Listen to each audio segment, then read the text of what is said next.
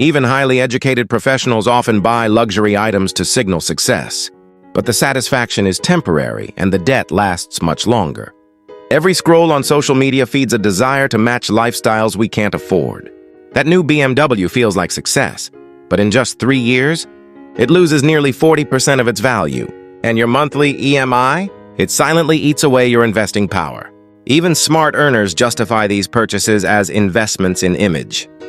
Luxury watches and jewelry rarely grow your net worth. Upgrading your wardrobe slowly drains your wealth, more than most people realize. And credit cards make it all too easy to overspend without feeling the pain until the bill arrives. Social pressure drives spending far more than the desire for real wealth. The emotional boost from status symbols fades quickly, but the payments don't. Luxury items often come with hidden costs, insurance, maintenance, and taxes you weren't expecting. Brands know this. Scarcity marketing tricks us into thinking we need to buy now. Two people can earn the same income, but make very different choices. One invests, the other buys a luxury car. Mindset shifts can turn smart earners into truly wealthy ones.